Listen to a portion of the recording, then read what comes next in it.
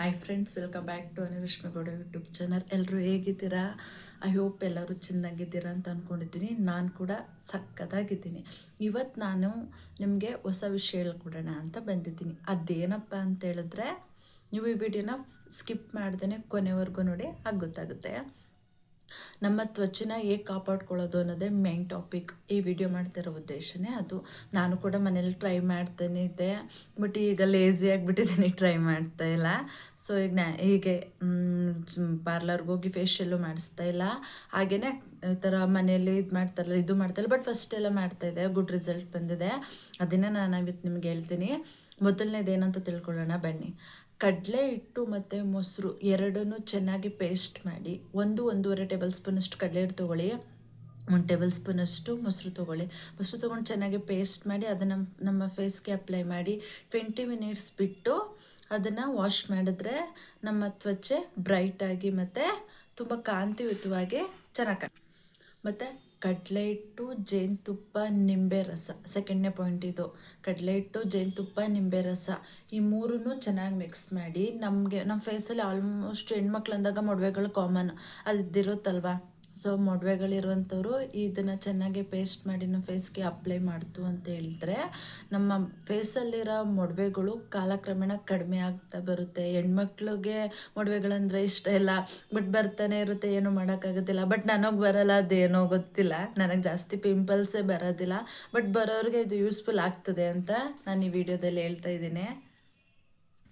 ಹಾಗೆ ಮೂರನೇ ಪಾಯಿಂಟ್ಸ್ ಏನಪ್ಪ ಅಂತ ಹೇಳಿದ್ರೆ, ಈಗ ಆಫೀಸ್ಗೆಲ್ಲ ಹೋಗ್ತಾ ಇರ್ತಾರೆ, ಅಂಥವ್ರಿಗೆಲ್ಲ ಟ್ಯಾನ್ ಆಗ್ತಾನೆ ಇರುತ್ತೆ. ಪಾಪ ಅವರು ಪಾರ್ಲರ್ಗೆಲ್ಲ ಹೋಗಿ ಮಾಡಿಸ್ಕೊಳ್ಳೋಕೆ ಟೈಮ್ ಇರೋಲ್ಲ. ಅಂಥವರು ಈ ನಾನು ಹೇಳ್ತಿರೋಂತಹ ಟಿಪ್ಸ್ನ ನೀವು ಫಾಲೋ ಮಾಡಿದ್ರೆ ನಿಮ್ಮ ಟ್ಯಾನ್ ಕೂಡ ರಿಮೂವ್ ಆಗುತ್ತೆ. ಮೂರನೇದು ಏನಪ್ಪ ಅಂತಂದರೆ, ಕಡಲೆ ಹಿಟ್ಟು, ಅರಿಶಿನ ಮತ್ತು ನಿಂಬೆ ರಸ, ಇದಿಷ್ಟೂ ಸೇಮ್.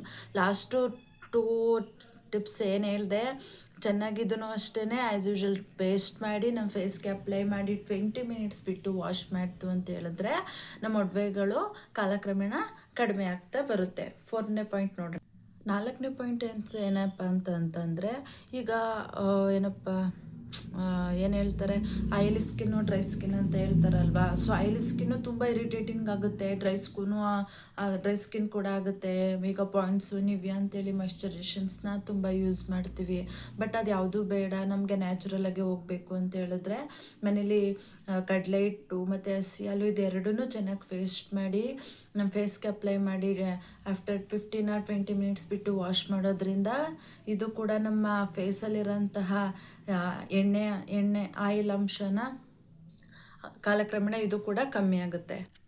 ಹಾಗೆ ಈಗ ವಯಸ್ಸಾಯ್ತಾ ಸೊಕ್ಕು ಅಂತ ಬರುತ್ತಲ್ವ, ಫೇಸ್ ಎಲ್ಲ ಸೊಕ್ಕಿಟ್ಕೊಳ್ಳುತ್ತಲ್ವ, ಆ ಥರ ಆಗುತ್ತೆ.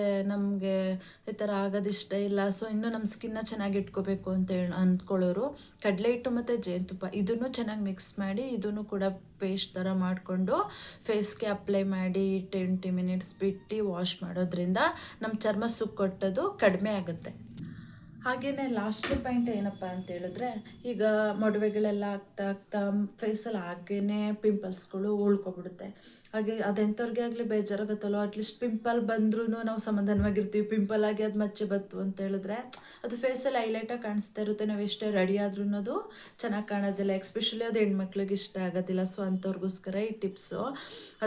ಅದಕ್ಕೋಸ್ಕರ ಕಡಲೆ ಹಿಟ್ಟು ಮತ್ತು ಕಡಲೆ ಹಿಟ್ಟು ಜೊತೆ ಸೌತೆಕಾಯಿ ರಸ ಬರುತ್ತಲ್ವ, ಸೌತೆಕಾಯಿನ ಚೆನ್ನಾಗೆ ಮೇಲ್ಗಡೆ ಇದೆಲ್ಲ ಸಿಪ್ಪೆ ಎಲ್ಲ ತೆಗ್ದು ಚೆನ್ನಾಗಿ ಅದನ್ನು ಗ್ರೈಂಡ್ ಮಾಡ್ಕೊಬಿಟ್ರೆ ಬೆಸ್ಟ್. ಗ್ರೈಂಡ್ ಮಾಡಿಕೊಂಡು ಒಂದು ತೆಳುವಾದ ಬೇಟೆಗೆ ಹಾಕೊಂಡು ಇದು ಮಾಡಿದ್ರೆ ಈ ಥರ ಹಿಂಗೆ ಪ್ರೆಸ್ ಮಾಡಿ ಈ ಥರ ಹಿಂಡಿದ್ರೆ ರಸ ಬರುತ್ತೆ.